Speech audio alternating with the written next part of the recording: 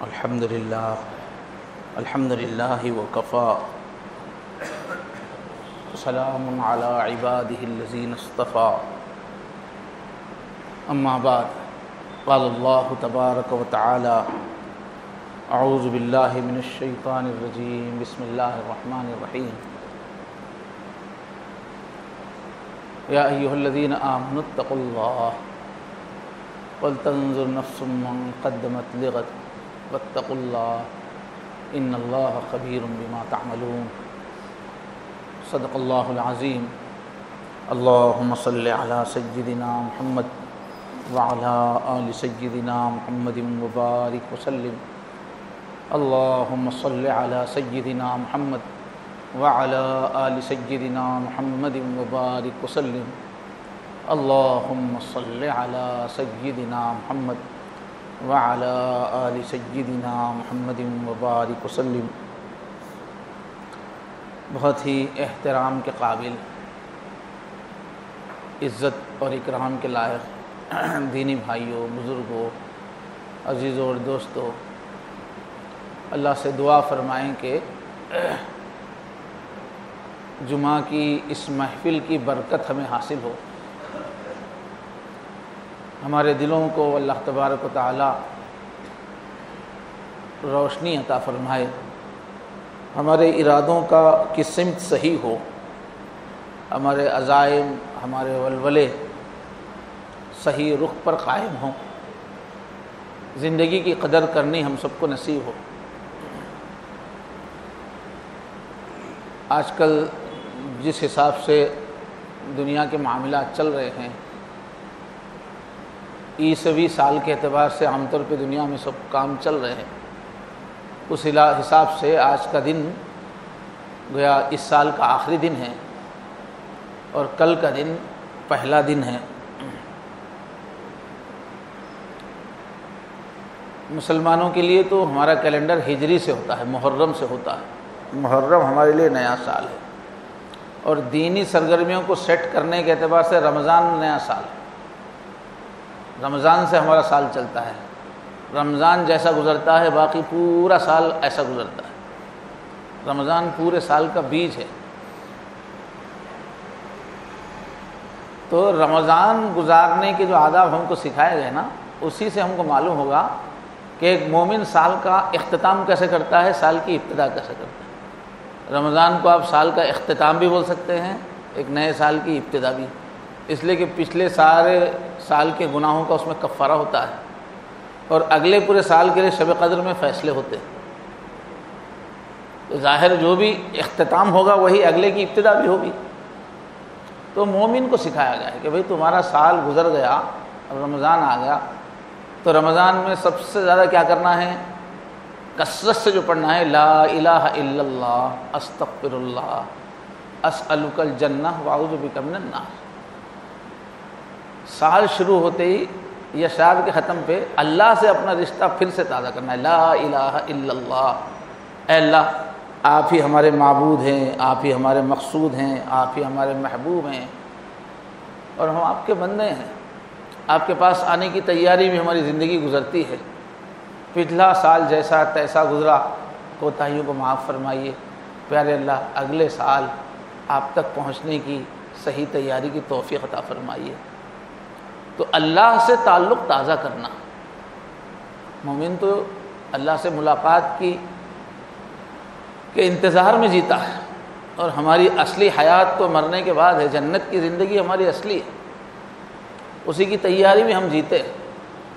تو سال ختم ہو رہا ہے یا شروع ہو رہا ہے تو اسی کا غلبہ کہ اللہ سے میرا تعلق کیسا ہے۔ اب ایک طرف بندہ جب اللہ سے تعلق یاد کرتا ہے تو اس کو اپنی کوتاہیاں یاد آتی ہیں کہ اللہ کی جیسی عظمت ہے ویسی تو ہم نے ادب کی زندگی گزاری نہیں، اللہ کے پاس جا کے حساب دینے کی جو ذمہ داری ہے، جو اس کی نزاکت ہے، جو اس کی سنگینی ہے، اس کے اعتبار سے تو ہماری زندگی صحیح نہیں گزری۔ پلٹ کے ہم سال بھر کو دیکھ رہے ہیں تو کوتاہیوں سے بھرا ہوا ہے، غفلتوں سے بھرا ہوا ہے۔ تو استغفار کی کیفیت تاری ہوتی ہے، معافی مانگنے کی۔ اسلام میں ادب یہ سکھایا گیا ہے کہ کوئی بھی کام جب مکمل ہو مکمل ہونے کے بعد فخر کرنے کے بجائے، خوشی منانے کے بجائے، سینہ پھلانے کے بجائے، کامیابی کے ڈنکے بجانے کے بجائے، مومن کا کام یہ ہے کہ معافی مانگے۔ جب بھی کوئی کام ختم ہو اس میں عیب تلاش کرے، اس لیے کہ ایک مومنانہ زندگی کا اتنا اونچا معیار ہے کہ اس کے اعتبار سے ہمارا ہر ماضی کا دن کوتاہیوں والا ہی ہوتا ہے۔ اللہ کی عظمت ایسی ہے، حساب کی عظمت ایسی ہے، تو جو بھی کام ہو اختتام ہمارا ندامت کے ساتھ ہو۔ یا اللہ جیسی نماز ہونی چاہیے ویسی نہیں ہوئی، نماز کے بعد نماز ہوتے اللہ کے نبی کیا بولتے تھے؟ اللہ اکبر، استغفر اللہ، استغفر اللہ، استغفر اللہ۔ کتنی اچھی نماز پڑھتے تھے، پھر نماز ہوتے ہی بولتے تھے اللہ بہت بڑے ہیں، ہماری نماز ان کے قابل نہیں ہے، جیسی نماز ہونا تھا ویسی نہیں ہو سکی، اللہ آپ بہت بڑے ہیں، میں کیا کروں، میں ویسی نماز نہیں پڑھ سکتا، چاہ کے بھی نہیں پڑھ سکتا۔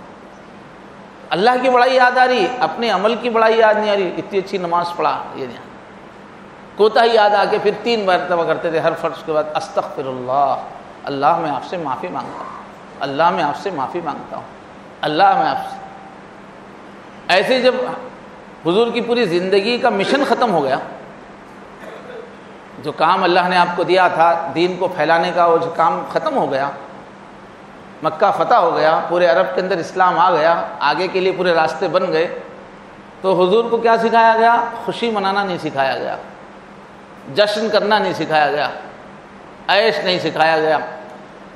حضور کو اپنے عیب دیکھنے اور اللہ کی بڑائی دیکھنے کے لیے کہا فسبح بحمد ربک واستغفر، کہ اللہ کی پاکی بیان کرو، اپنی پاکی مت بیان کرو، ہم فلاں ہوشیاری کیے تو یہ کامیاب ہو گئے، فلاں تدبیر کیے تو ہماری دکان کامیاب ہوئی،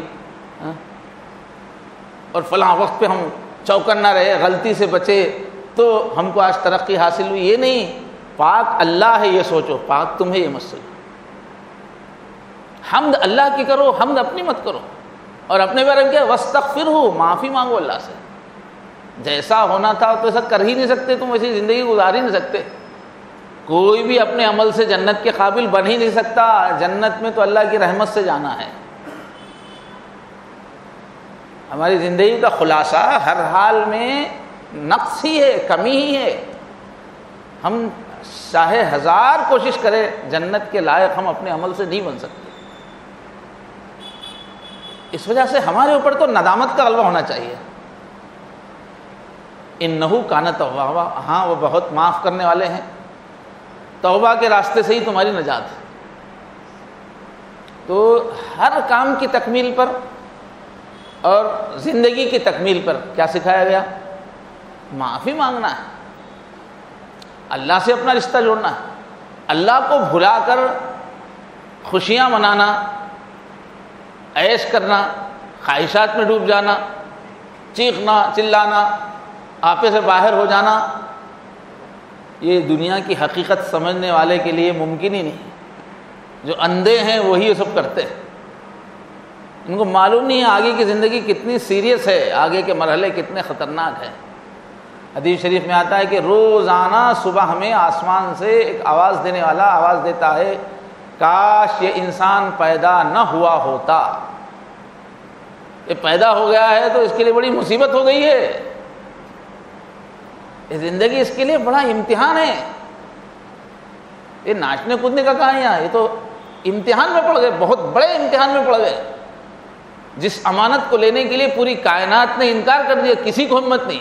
انا عرضنا الامانۃ علی السماوات والارض والجبال فابین ان یحملنها، ہم نے جب یہ زندگی کی امانت پیش کی، یہ حساب کتاب کی، یہ شعور کی، یہ ذمہ داریوں کی امانت ہم نے پیش کی، تو آسمان نے انکار کر دیا، زمین نے، ہم یہ بوجھ نہیں اٹھا سکتے، کائنات کی ہر چیز نے انکار کر دیا، بڑی بڑی مخلوقات نے انکار، اور یہ 5 فٹ کا چھوٹا سا انسان اس نے اس کو اٹھا لیا۔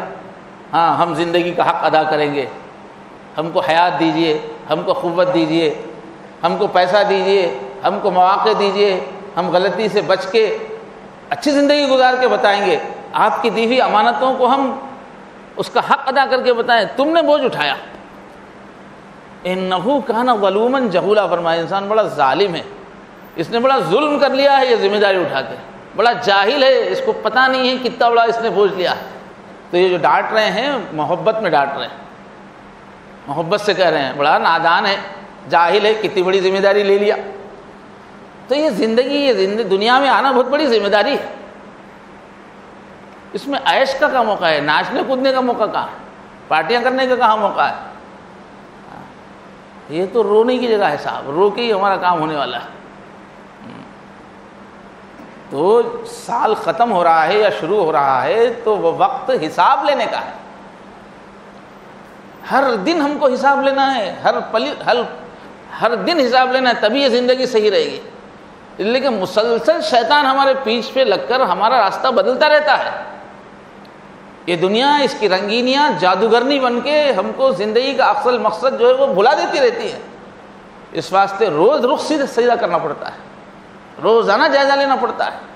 روزانہ جائزہ نہیں لیں گے تو پھر ہم زندگی اوقات ضائع کر لیں گے، جہنم کی طرف چلے جائیں گے۔ تو اللہ نے فرمایا کہ اے ایمان والو، سچائی جانتے ہو، دنیا کی حقیقت جانتے ہو، اللہ سے ڈرو، اور ہر آدمی دیکھے کہ کل کے لیے میں نے کیا بھیجا ہے۔ یہ سال میرا جنتی سال گزرا، دوزخی سال گزرا، یہ دیکھو۔ اس سال کا حساب دینے بیٹھوں گا تو سرخرو ہوں گا یا روسیا ہوں گا، یہ دیکھو کل کے لیے تم نے کیا بھیجا۔ اس سال میں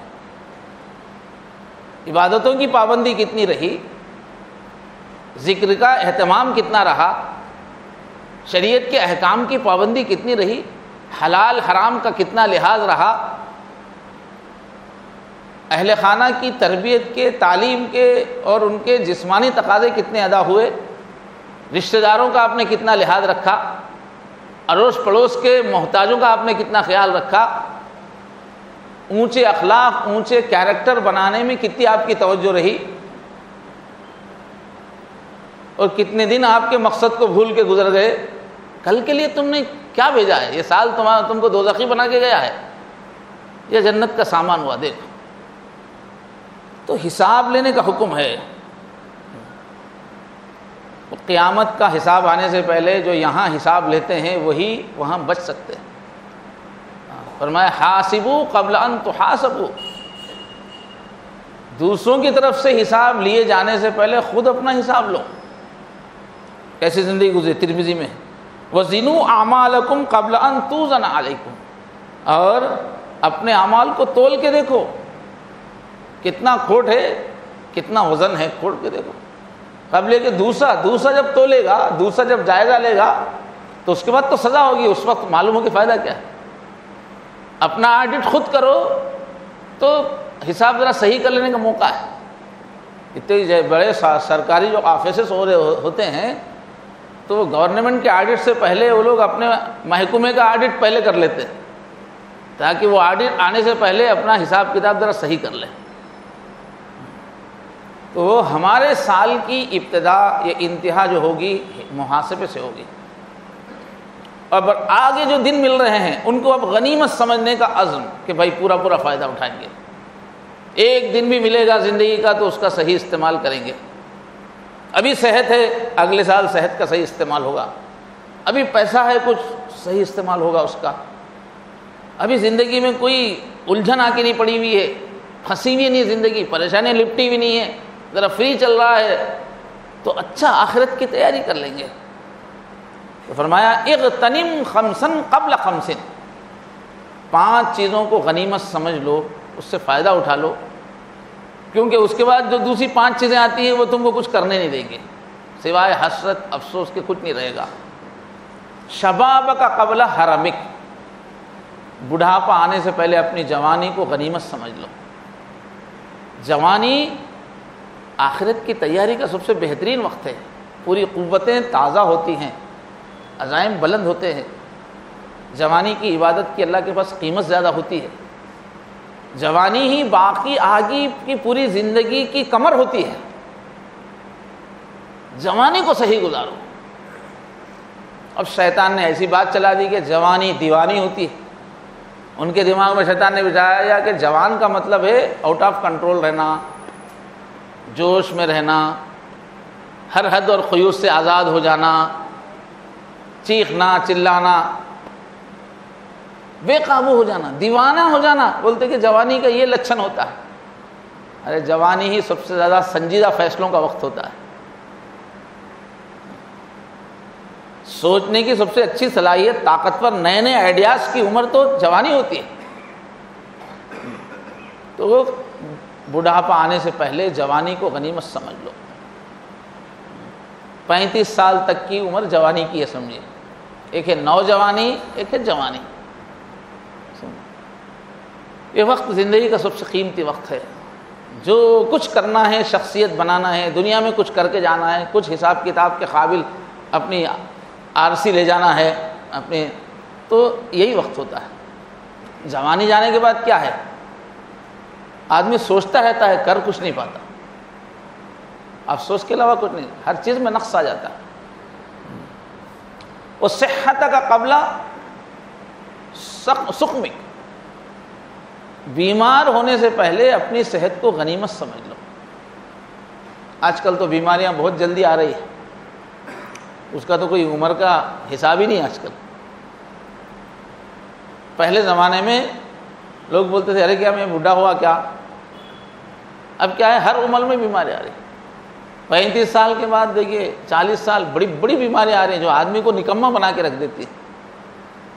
تو اس سے پہلے اللہ تعالیٰ اگر وہ عمر آنے کے باوجود بھی کسی کی صحت اچھی ہے، اور پھر صحت میں بھی نسبت ہے، زیادہ صحت خراب ہونا، کم صحت خراب ہونا، کچھ بیماریاں ہیں لیکن جسم کام کر رہا ہے، ایسی بیماری آ گئی کہ بالکل جسم ہی ساتھ نہیں دے رہا. تو جتنی بھی آپ کے پاس صحت ہے اس کو غنیمت سمجھو، اس سے فائدہ اٹھا لو.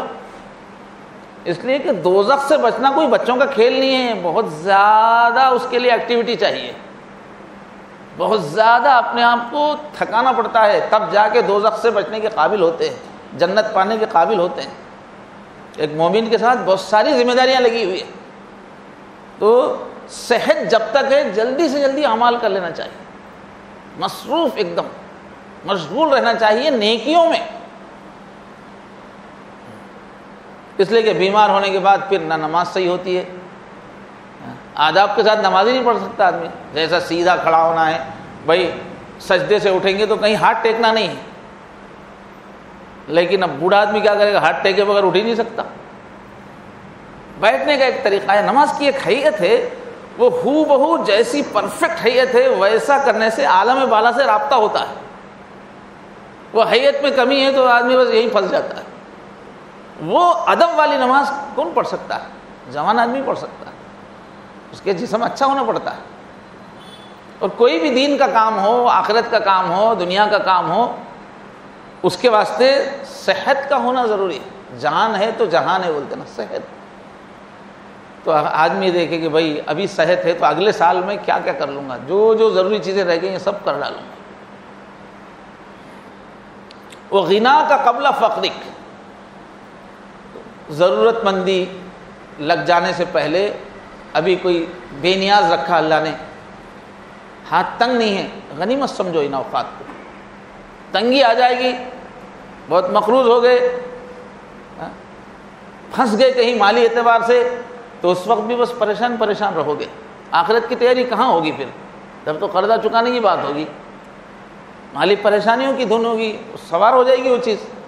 ابھی اگر تم مالی اعتبار سے تنگیوں میں نہیں ہو، مقروض نہیں ہو، کسی کا دباؤ نہیں ہے پیسے کا تمہارے اوپر، یہ وقت قیمتی ہے، آخرت بنانے کا وقت ہے، یہ اپنی ذمہ داریاں پورا کرنے کا وقت ہے یہ. ورنہ مالی پریشانیاں آ جائیں گی تو پھر کچھ نہیں کر پاؤ گے. کچھ نہیں کرنے کی وجہ سے نقصان تو ہو جائے گا.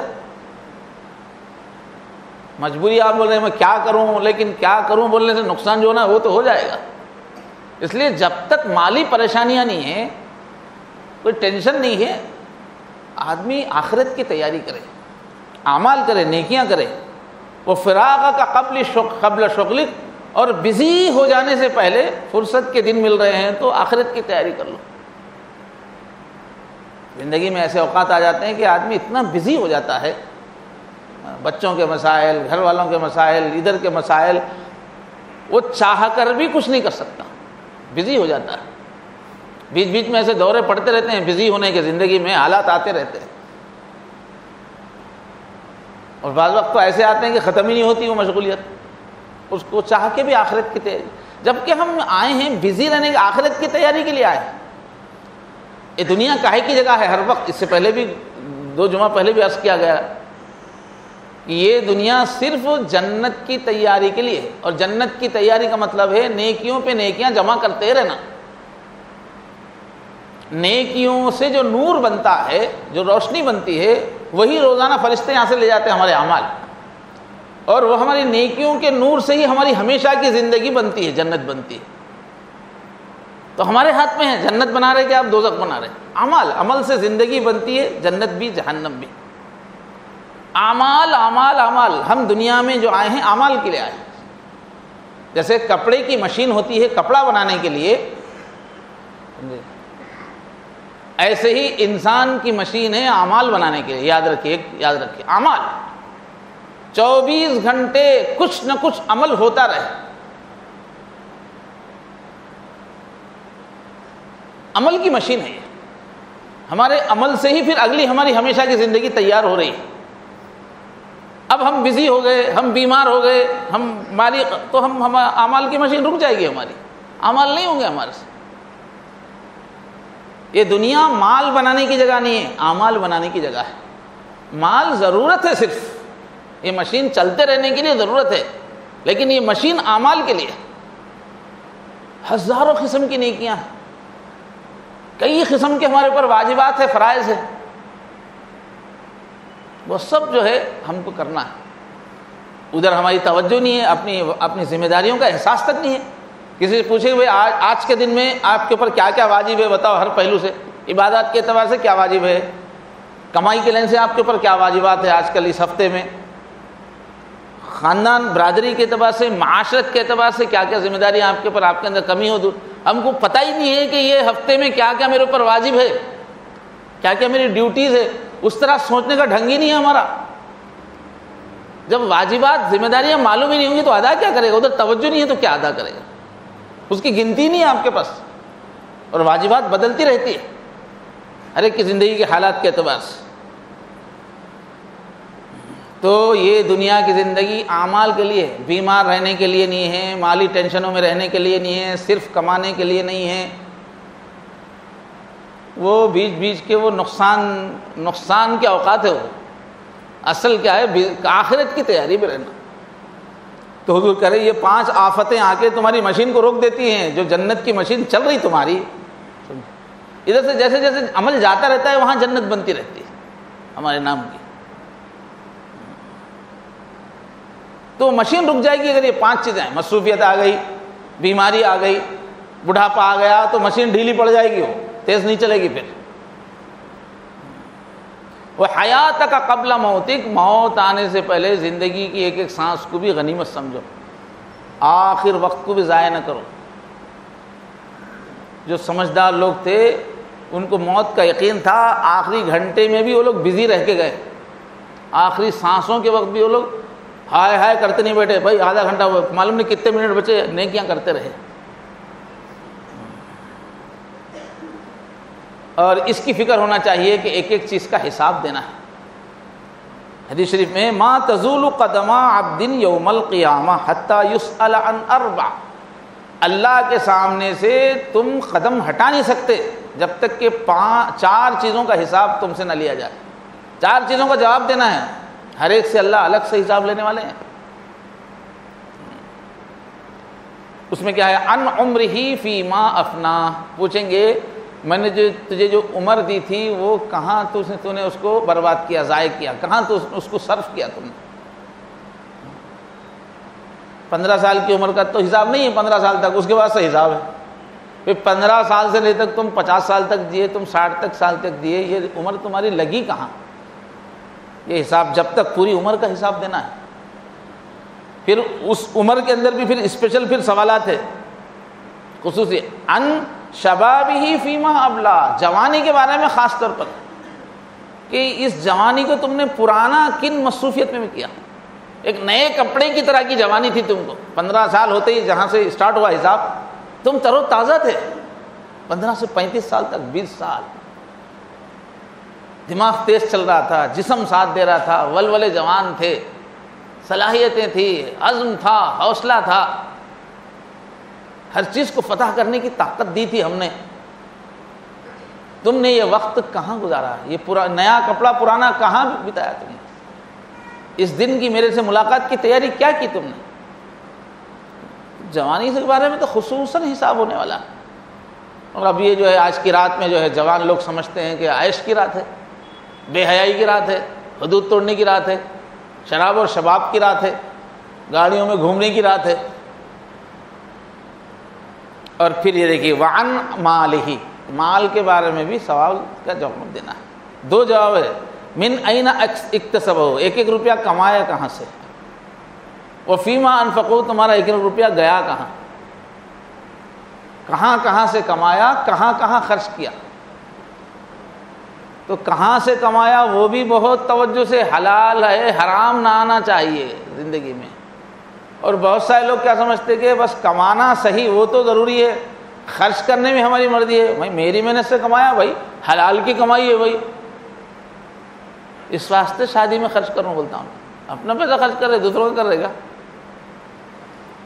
اپنا پیسہ اس لیے کپڑے جیسے ایسے لائیں گے، جتنے چاہے زیور خریدیں گے، جیسی چاہیے گاڑیاں نہیں. ایک ایک روپیہ خرچ کہاں کیا اس میں بھی ہے لسٹ. اپنی مرضی سے خرچ نہیں کر سکتے. آزادی اچھی خاصی ہے، خوشیوں کی اجازت ہے، لیکن اس کے حدود ہے. تو ایک ایک روپیہ کہاں خرچ کیا وہ بھی حساب رکھنا ہے. اور پھر وعن علمہ ماذا عمل فیہ، اور جتنا بھی تم کو علم تھا اس علم سے کتنا فائدہ اٹھایا، اس پہ عمل کتنا کیا. ہر آدمی سے ایک لیول کا حساب نہیں ہے. ایک دیہات کا کسان ہے تو اس سے اللہ تعالیٰ کا مطالبہ الگ ہے، ایک گریجویٹ ہے تو اس سے اللہ کا مطالبہ الگ ہے، ایک آفیسر ہے تو اس سے مطالبہ اللہ کا الگ ہے. ایک انسان کو اللہ نے ذہین بنایا، سمجھدار بنایا، وہ بھی اتنی اعمال کر رہا ہے جو ایک غریب کر رہا ہے. چھوٹے گا نہیں اللہ کے پاس. آپ کو ذہین بنایا گیا ہے، آپ کا دائرہ وسیع ہے، آپ کی صلاحیت زیادہ ہے. آپ اس صلاحیت سے آپ کو حساب دینا ہے. نہیں وہ میں نماز پڑھ لیا، فلاں فلاں کر لیا، نہیں. آپ کی صلاحیت ہزاروں انسانوں تک نفع پہنچانے کی تھی، وہ صلاحیت دی تھی ہم نے، وہ کیا کہ نہیں تم نے. تو جس کی جو صلاحیت ہے، یہاں تو لفظ علم کا ہے، جس کی جو صلاحیت اس حساب سے تیاری کرنا ہے آخرت کی. سب کو اللہ نے ایک صلاحیت نہیں دی. یہ صلاحیتیں ضائع کرنے کے واسطے نہیں ہے. اور اللہ تعالیٰ نے لوگ یہ سب بھول کے نہ اپنا حساب نہ کتاب، کیا ذمہ داریاں ہیں، کیا کارکردگی ہے، گزشتہ سال کیا ہوا، کیا رہ گیا ہے، اس سال کس کی تلافی کرنا، یہ سب چھوڑ کے بس پیسہ پیسہ پیسہ. الہاکم التکاثر، یہی چکر میں ایک ہی ہے، بس پیسہ آئے، دولت آئے. تو فرمایا اللہ تعالیٰ نے فرمایا ثم لتسألن یومئذ عن النعیم، جہنم سامنے آ جائے گی ایک دن اور تم میں سے ضرور ایک ایک سے سوال ہوگا، ایک ایک نعمت کے بارے میں ضرور سوال ہوگا. اور چاہیے تو تم کہہ رہے تھے، لیکن جو ملا تھا اس کو تم نے کہاں خرچ کیا. جتنے دن کام کے ملے تھے، جتنی صحت ملی تھی، جتنی فرصت ملی تھی، جتنی عزت ملی تھی، جتنی صلاحیت ملی تھی، جتنے مواقع ملے تھے، اس کے بارے میں کیوں نہیں سوچتے کہ کہاں خرچ کر رہے ہو. ایک ایک چیز کا تم سے حساب ہونے والا ہے. ثم لتسألن یومئذ عن النعیم. بخاری شریف کی روایت ہے، فرمایا نعمتان مغبون فیہما کثیر من الناس. دو نعمتیں ایسی ہیں کہ اکثر لوگ اس میں غبن کر رہے ہیں. مسجد کا چندہ کھا گئے تو کیا بولتے ہیں، غبن کر دیا بولتے ہیں، یعنی غلط استعمال. غبن کرنا، غلط استعمال کرنا، اور اس کے نتیجے میں نقصان ہونا بھی مفہوم آتا ہے اس کا. تو دو نعمتوں کا مس یوز کر رہے ہو تم لوگ، غبن کر رہے ہو اور اس میں نقصان اٹھا رہے ہو. وہ کیا ہے، الصحت والفراغ. صحت اس کا غلط استعمال کر رہے ہو، فرصت اس کا غلط استعمال کر رہے ہو. فرصت جتنی بھی لو، ہم سمجھتے ہیں فرصت کچھ کام کے لیے ہی نہیں، بس فون لے کے بیٹھ جانے کے واسطے ہے. 1 گھنٹہ ملی فرصت، 2 گھنٹہ ملی، بس کچھ نہیں، بس لیٹو، آرام کرو، بکواس کرو، بیکار. فرصت کام کے لیے، آخرت کی تیاری کے لیے آپ کو فرصت ملی. ڈیوٹی کی چھٹی ہے، چھٹی کا دن آپ کا آخرت کی تیاری کے واسطے ہے. تو فرصت مس یوز کر رہے ہو تم لوگ، صحت مس یوز کر رہے ہو تم لوگ اس کا، اور اکثر لوگ یہی کرتے ہوگا. اور جو بھی دی ہوئی نعمت کی قدر نہیں کرتا، اللہ کا ایک اصول ہے وہ نعمت چھین لی جاتی ہے. اچھے خاصے دن اللہ نے صحت رکھی، آپ نے اس کو اچھے جگہ یوز نہیں کیا، ایسے ہی ویسٹ کر رہے ہیں صحت کے دن. اللہ بیماریاں ڈال دیتے ہیں، اس کو صحت دینا ہی بیکار ہے، کھینچ لو صحت اس سے. اللہ نے آپ کا مقام دیا ہے، خاندان میں مقام ہے، محلے میں مقام ہے، اس مقام کو استعمال کر کے آپ لوگوں کی مدد نہیں کر رہے ہیں، اچھے کام نہیں کر رہے ہیں، ایسے ہی بس، تو اللہ تعالیٰ پھر وہ عزت چھین لیتے ہیں. تو جس نعمت کی قدر نہیں کی جاتی پھر اللہ وہ نعمت چھین بھی لیتے ہیں. اس وقت آدمی کو سارے وہ ہوتا تو اچھا تھا، جب کر لیتا تو اچھا تھا. قدر نعمت بعد زوال نعمت، چھن جانے کے بعد احساس ہوتا ہے. جوانی جانے کے بعد احساس ہوتا ہے جب یہ سب کر لینا تھا، اب تو کر ہی نہیں سکتے.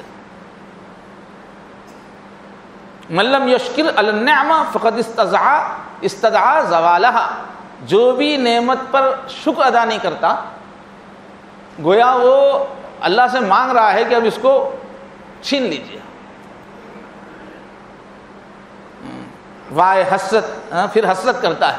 وائے نادانی کے وقت مرگ یہ ثابت ہوا، خواب تھا جو کچھ کے دیکھا، جو سنا افسانہ تھا. موت کے وقت ہوگی حسرت، کہاں چلی گئی ساری زندگی، کیا کیا خواب لے کے جیتے تھے وہ سب خوابوں میں زندگی گزر گئی، بیکار کے منصوبوں میں، بیکار کی تمناؤں میں. تو اسلام میں ہمارے تعلیمات میں کہیں ایسا نہیں ہے کہ نیا سال شروع ہو رہا ہے تو اس پہ خوشیاں مناؤ، ایسی کوئی ترغیب نہیں ہے. مبارکباد دو ایک دوسرے کو، ایسی کہیں کوئی ترغیب نہیں ہے. نیا سال شروع ہونے پر مبارکباد کی ترغیب کا کوئی رواج نہیں ہے. اب آس پاس غیر مسلم ہیں، ان کے اوپر ہے ماحول، ان کو آپ دے رہے ہیں تو بات الگ ہے. آپس میں نہیں دے لینا چاہیے کہ نئے سال، ہمارے پاس ہر چیز میں نمونہ حضور ہے اسلام. کیا نئے سال کی شروعات پہ مبارکباد کی تعلیم ہے کہیں؟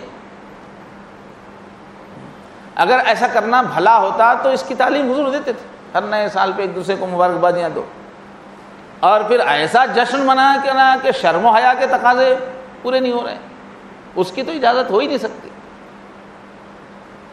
یہ سب کیا ہے؟ یہ سب یہود و نصارہ کی پیروی ہے جو کر رہے ہیں مسلمان.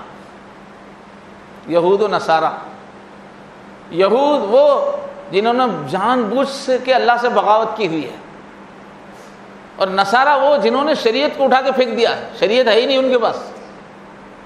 عیسیٰ علیہ السلام کا نام لو بخشے جائیں گے، اب جو بھی کر لو، چونکہ عیسیٰ علیہ السلام کا نام لو، ہم سب کی طرف سے سولی چڑھ گئے اب، اس لیے اپن کچھ بھی کرے تو کچھ ہونے والا نہیں ہے.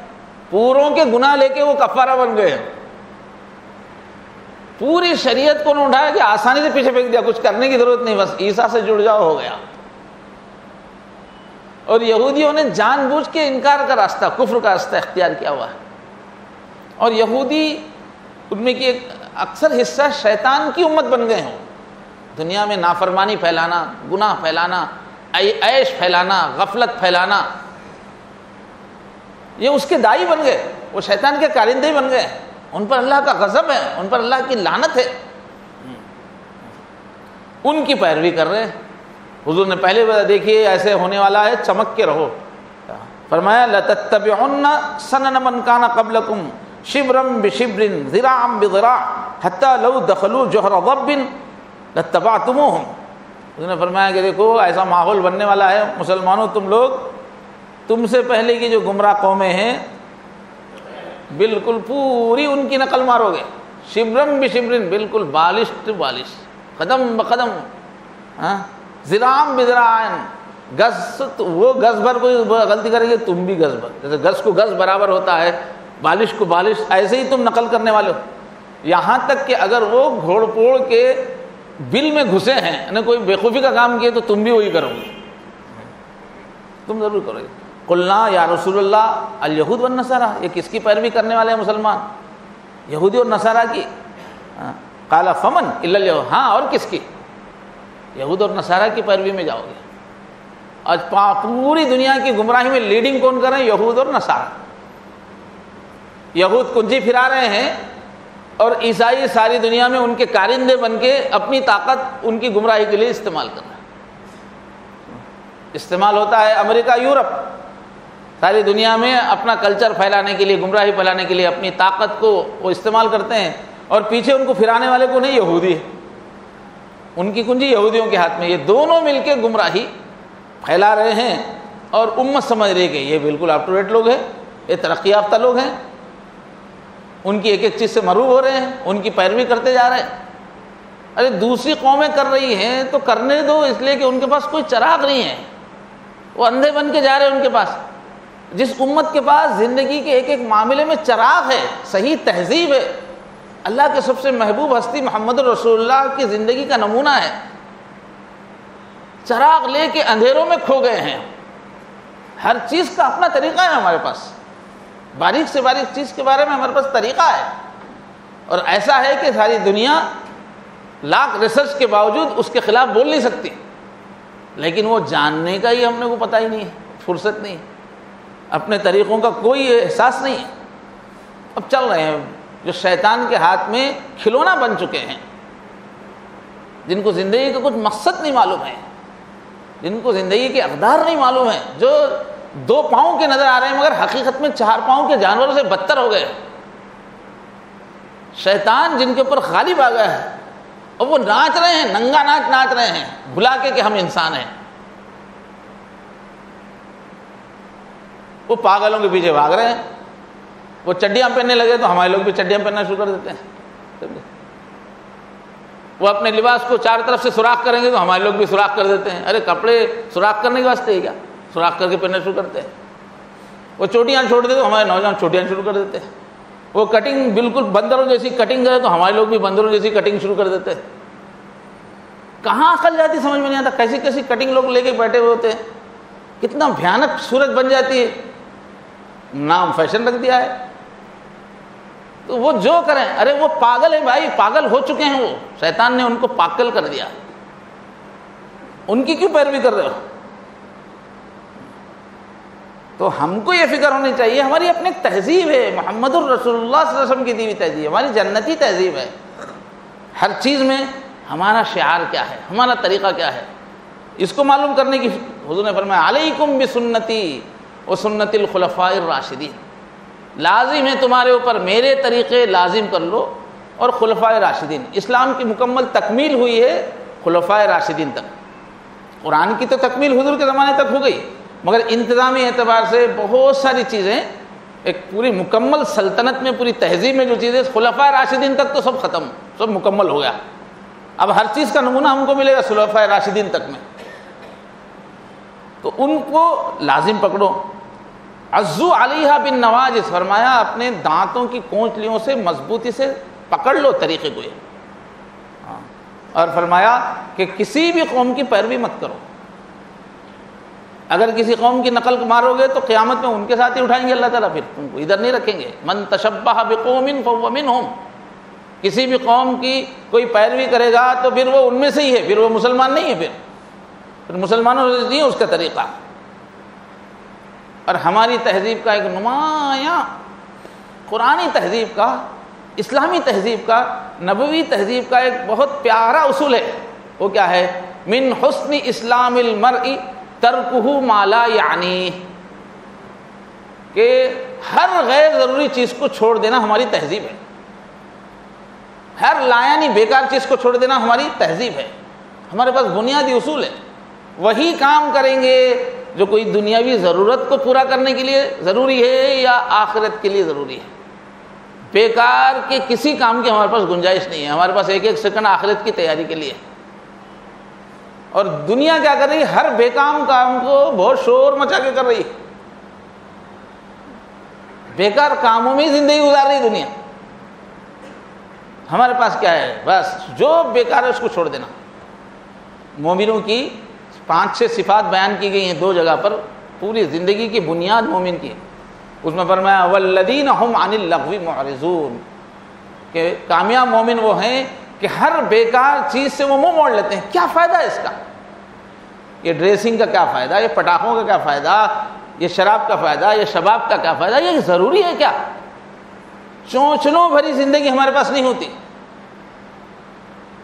اب کتنے چونچلے ہم لوگ بھر لیے اپنی زندگی میں، ہمارے پاس چونچلوں کے لیے غیر ضروری کاموں کے واسطے ہمارے پاس ٹائم نہیں ہے، ہمارے پاس پیسہ نہیں ہے. ہم کو ایک بہت بڑی جنت کی تیاری کرنا ہے اور ہمارا ہر سیکنڈ ہماری مووی بن رہی ہے. ایک ایک سیکنڈ غیر ضروری کام کرنے کا موقع نہیں ہے ہم کو. کیا جواب دیں گے غیر ضروری کام کریں گے؟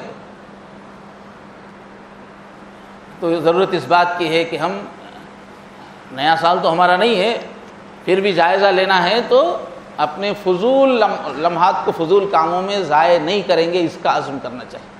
جب بہت سارے کام آپ اس سال کے حساب سے ہی کر رہے ہیں آپ کے، تو اس موقع پر آپ اس کا جائزہ لیں کہ آئندہ سال کی پلاننگ بنائیے. کیا کیا آخرت کی تیاری کے اعتبار سے اب تک چھوٹ گیا، اس کو اگلے سال کیسے مینٹین کرنا. یہ استغفار کا وقت ہوتا ہے، یہ پھر سے اپنا راستہ درست کرنے کا وقت ہوتا ہے، یہ ذمہ داری کے احساس کا وقت ہوتا ہے، یہ عیش عشرت کا اور چیخ پکار کا اور شیطانی حرکتوں کا وقت نہیں ہوتا.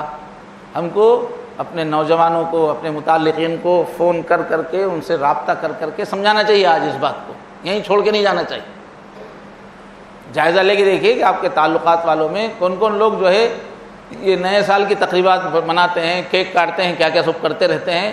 آپ بیٹھ کے جا کے غور کیجئے، نام لکھیے ان کا، پھر ان سے پیار سے بات کیجیے. ہر جمعہ میں یہ بیان ہوا تھا، ایسی ایسی باتیں مجھے اچھی لگی، میں آپ کو سنا رہا ہوں. مومن کا کام ہے دوسروں تک پہنچانا. تو آپ یہ پورا بیان جو ہے اپنے دوست احباب تک، ہر اس آدمی تک پہنچائیے جو اس موقع پر خرافات کرنے کے عادی ہے. پیار سے سمجھائیے، محبت سے، انشاءاللہ فائدہ ہوگا.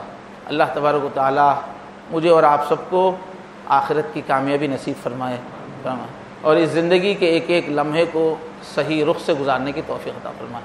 وآخر دعوانا الحمدللہ رب العالمین.